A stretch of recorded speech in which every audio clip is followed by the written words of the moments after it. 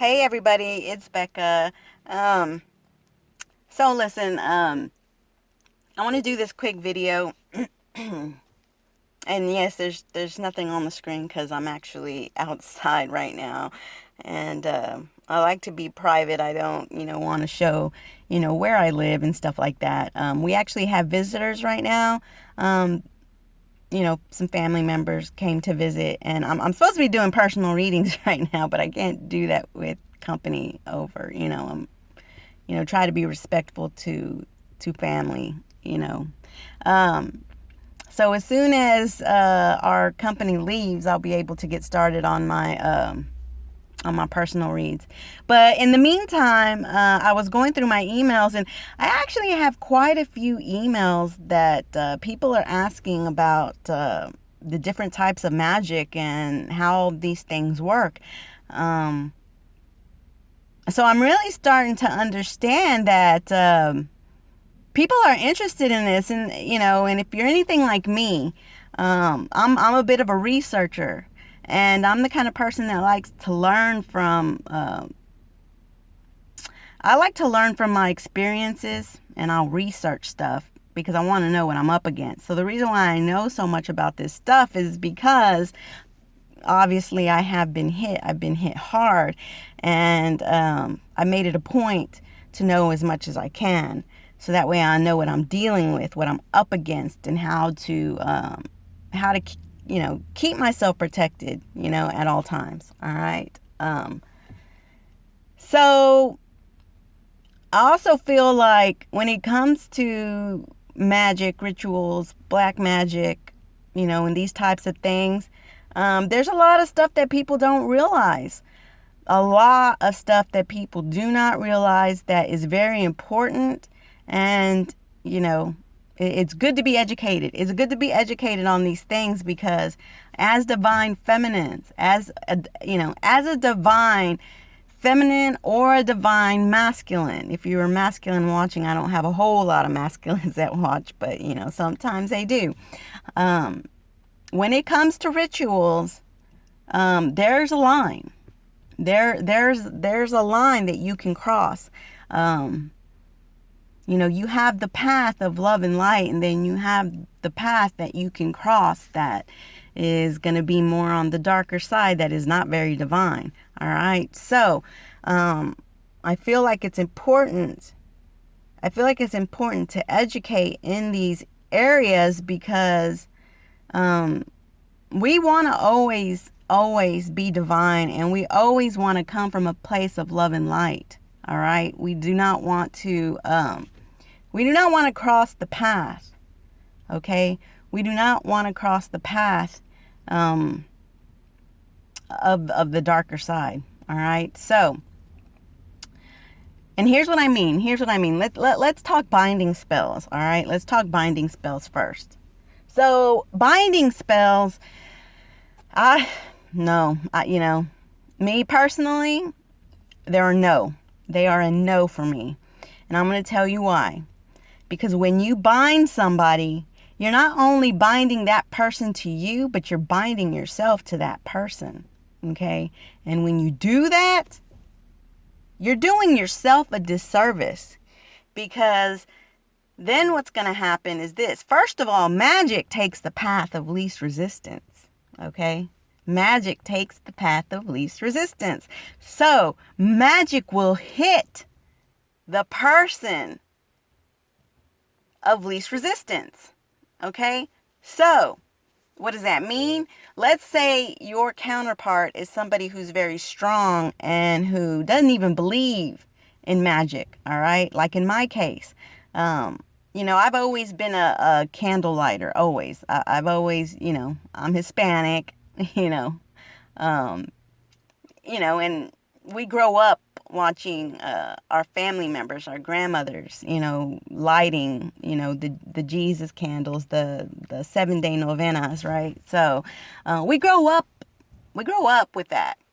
So we learn how to do that at a very young age, right? So it's something I've always done, and of course my husband always, he always knew, it's not like he never knew. He knew that I did that kind of stuff.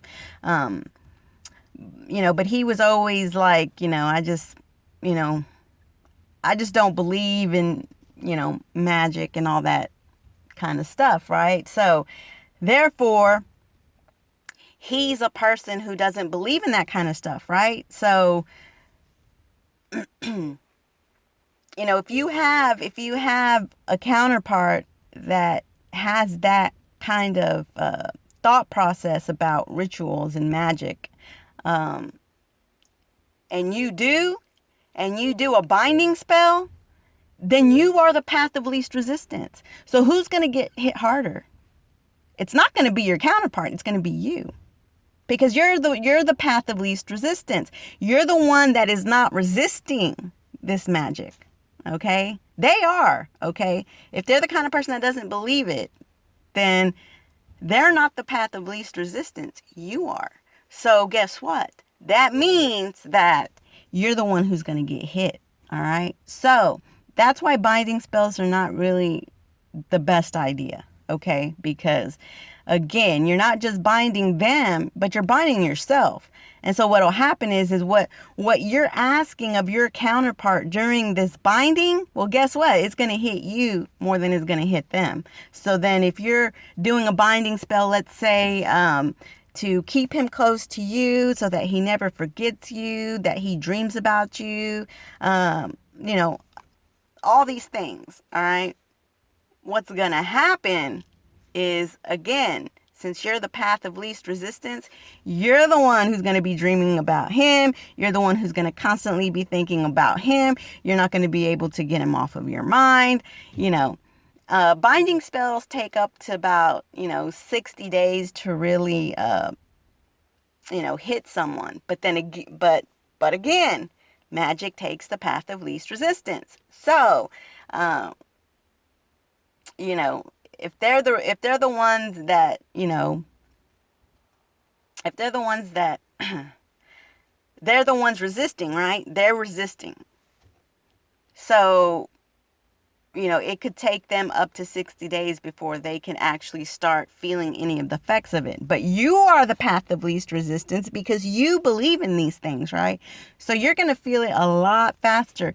It's going to hit you way before the 60 days, okay? So that's something to keep in mind, all right? So if you've done a binding spell to somebody, and you notice that, what you petitioned, you're the one feeling these things and you're not really seeing results from them, that's the reason why. Because magic takes the path of least resistance. Okay? So, keep that in mind. So that's one of the things about binding spells that, you have to be careful with. That's not,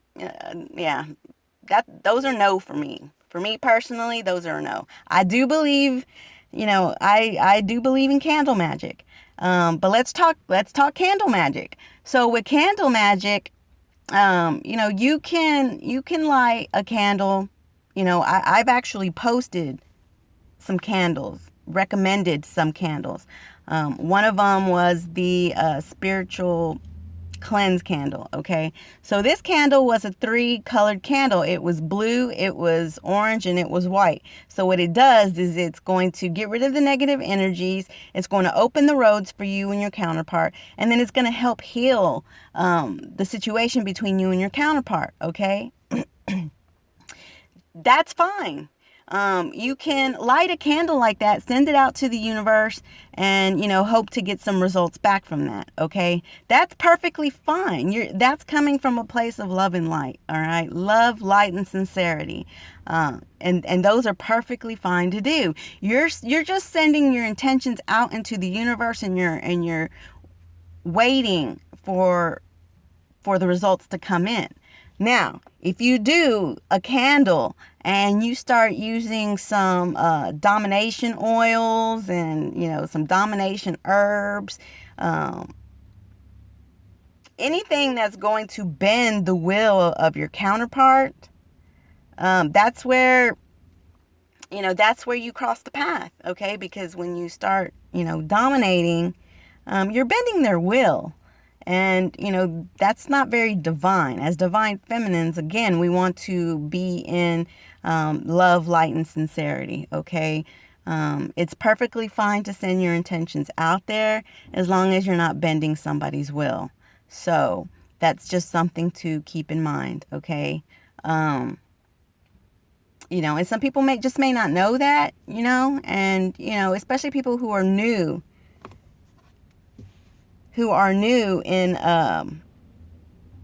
the arts, all right? If you're new in the arts and you don't know these things, you could not backfire. I mean, backfire is not the word that I want to use. I don't know what would be a good word. I mean, like I said, you could possibly do yourself a disservice, okay? Because when you bend somebody's will, you can create some karma for yourself. You can, so that's why you want to keep it simple. You want to keep it simple. You want to send your intentions out and wait, for the universe to, it's basically like an application, right? You write out your application, you send it in, and you wait to hear a response, okay? And as long as, everything in that application is good, check, then you're probably going to get a call back, right? So it's kind of the same thing. As long as, your intentions are set for good, and they're set for love, light, and sincerity, then, chances are, you're going to be able to get that call back from the universe, okay? Once you start bending people's will, and that's not to say that they don't work. I mean, clearly, it does work. Okay, it does. When people, do black magic and do dark arts, that's not to say that those things don't work, because they do. All right, it's just that you can cause yourself some karma. Okay, and as divine feminines, that's just something that we don't really want to do. Okay, so we want to keep it as sincere as possible. Okay, so that's the thing with candle magic. All right, it's definitely good, to get a little assistance, from spirit, from the universe, from the divine. It's perfectly okay. Just not to cross the path. All right. So let's talk sex magic. All right, let's talk sex magic. So sex magic is an up and coming thing. Okay, it is an up and coming thing. The way sex magic works is you're using your energy through sex, okay, in order to send out your intentions and to send out your petition. All right, it's an up and coming thing. People are doing it all the time. So basically, because magic is energy, right? You're using your energy. Well, there's no greater energy than an energy from having an orgasm. So that's what a lot of people are doing now. They are, having sex, with their, I don't want to, they're having sex with the person, and they are, using the energy from the orgasm in order to petition what it is that they want, okay? And, and so that's how, like I said, it's just it's an up and coming thing. It is. It's an up and coming thing. So I had an email, and they were, somebody asked me, they believe that, that the karmic was using blood in personal concerns. Okay, so personal concerns is anything from blood, from sexual fluids, from hair, from fingernails. It could even be their personal items, like their shirts or their socks or their underwear. You know, when you start using people's personal concerns, you're getting their essence, right? You're getting their essence. Therefore, they're able to. It's basically like contact contagion. All right. So you're able to capture their essence very, very quickly through their personal concerns, right? So, but again, that's crossing the line. That can be, crossing the line. So those are just some things to kind of watch out for, because you can cause some karma for yourself. All right. There is the threefold law, okay, which is a very, very Wiccan concept, that if you do something on the dark side, then you'll get it back 3 times. Me personally, I don't believe in the threefold law. I believe in the point of justification rule. I believe that if it is justified, I believe, like I said, I believe in the point of justification rule. That's just me personally. I feel like if somebody does something to me, and it's justified, then, I believe that, then and only then can you, possibly do something back to them. Okay.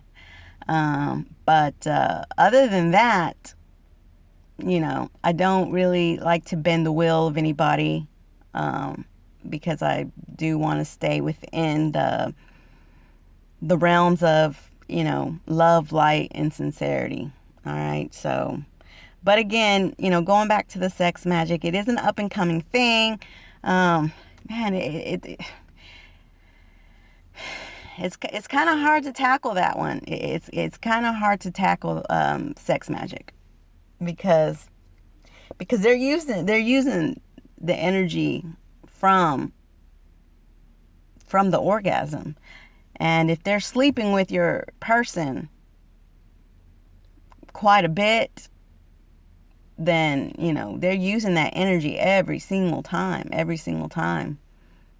So, yeah, that one is a little hard to tackle. I mean, there's way to break all this stuff. Okay, there is. But if somebody is doing sex magic all the time, that one's a little hard to tackle. You can tackle, binding spells. You can tackle, a lot of these rituals, binding spells, candle magic, jars, liver workings, tongue workings, all these workings, you can tackle them. Sex magic, that's a little hard to tackle, because, I mean, if they're constantly using, they're constantly having sex with that person, and they're constantly using the energy from the orgasm, yeah, that one's kind of hard to tackle. You have to really, really, you have to really do a really, really big working in order to get them to stop doing that. So I don't know. That one's a little bit difficult. But again, a lot of times, men and women will do sex magic together in order to manifest stuff. Especially if the two people are into that, they can manifest money, they can manifest abundance, they can manifest, a home. They can manifest a lot of things through sex magic if they're both, doing it together, but you're talking about, husbands and wives who live together and wanting to grow together, sex magic is definitely a good way to create abundance in your life, as a married couple, okay? They're doing it together. I don't see anything wrong with it, But if somebody's doing sex magic in order to, bend somebody's will, because number one, they're using the energy of the orgasm, but then they're also, using the fluids as well. They're using the personal. That's contact contagion. That's on contact. So again, that one's tricky. That one is tricky because if somebody's doing that, it's hard to stop that. It's hard to stop that. You can break a ritual. You can break a ritual, but if they're constantly doing that every time, that one's kind of tricky. That one is kind of tricky. So, I don't know. I guess I'd have to research that one to really figure out how to tackle that one. But it'd have to be somebody who really knows about sex magic. It's an up and coming thing, but still a lot of people don't really know about it. So I don't know. That one's tricky. So anyway, I just wanted to, point out some of these things. Okay, so let's see. The question was, I won't mention any names, but the question was, if the karmic is using bodily fluids to do magic on the divine masculine, and the feminine is also having sex with the divine masculine, and the divine masculine makes her oh man, this is a deep one, guys. This is a deep one. Again, I'm not going to mention any names, okay? But you know who you are. So let me go. I'm going to go ahead and say this, all right? Because I'm just trying to educate here. I'm just trying to educate. Because I have the answer. I have the answer for it. So the divine feminine is also having sex with the divine masculine. So the divine masculine has actually made the divine feminine bleed during sex, okay? So her question was, she knows that the karmic is doing some magic through personal concerns, right? Through his, through his bodily fluids, through blood and bodily fluids, okay?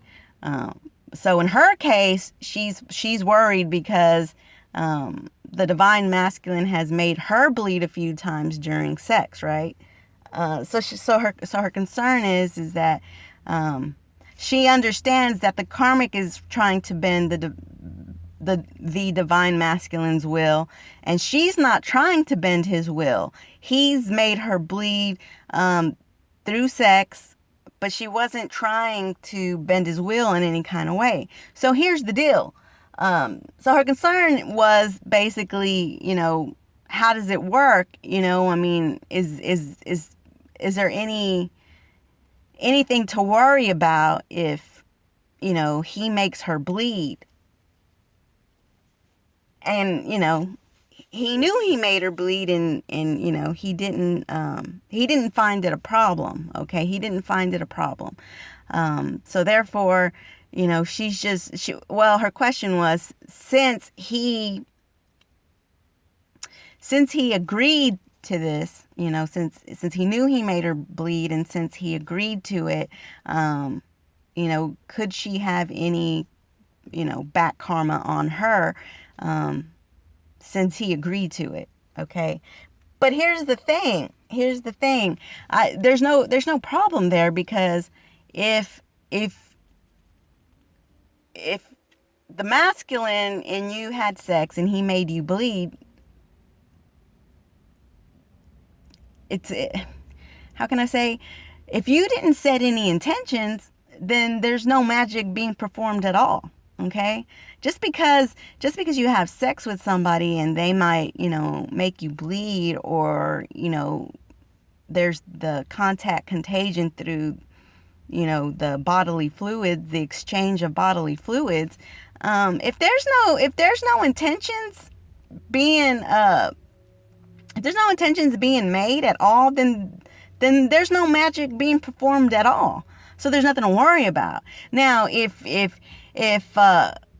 you were setting some intentions, then that's different. Then that's different. If you were setting some intentions, and he made you, if he made you bleed, and y'all were having sex, and you used the energy from the orgasm plus the contact contagion of the bodily fluids of blood and secretion, and you did set intentions, then yeah, depending on what the intention was. If it was to bend his will, then yeah, you're that's crossing the line. Now, I mean, if you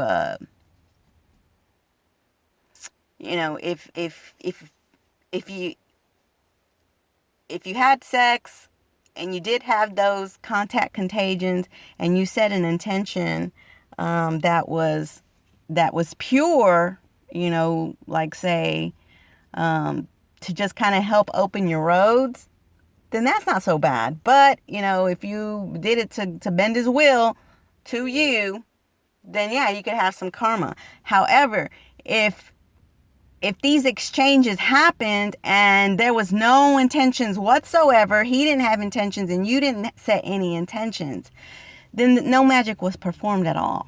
Okay, so there's nothing to worry about.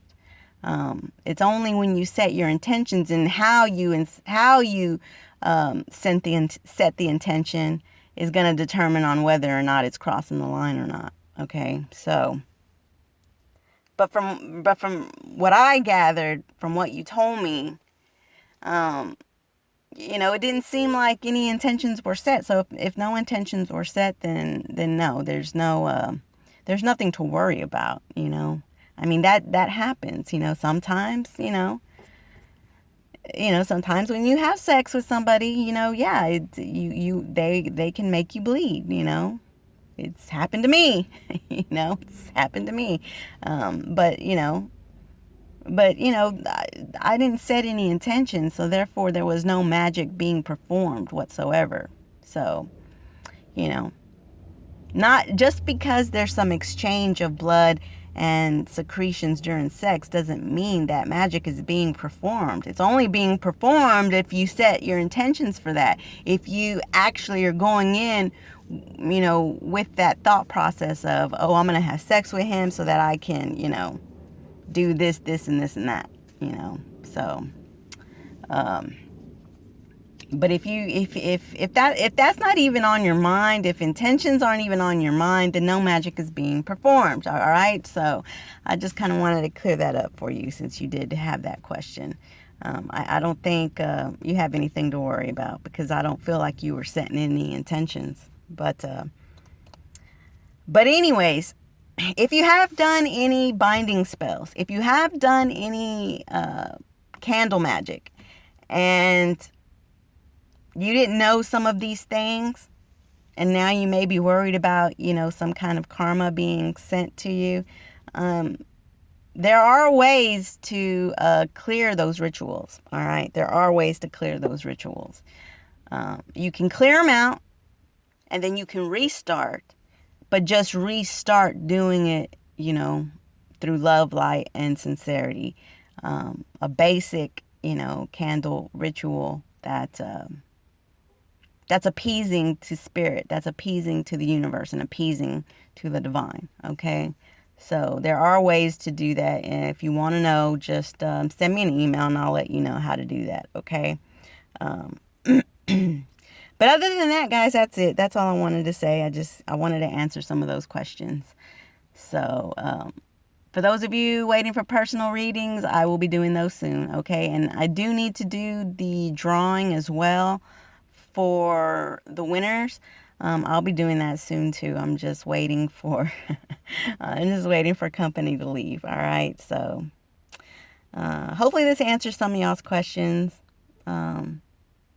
If there's any other questions that you guys may have, just shoot me an email and I'll try to answer them the best I can for you. All right. So we'll be talking to all of you soon. And as always, if you have questions, I have answers. We'll talk to you soon. Bye.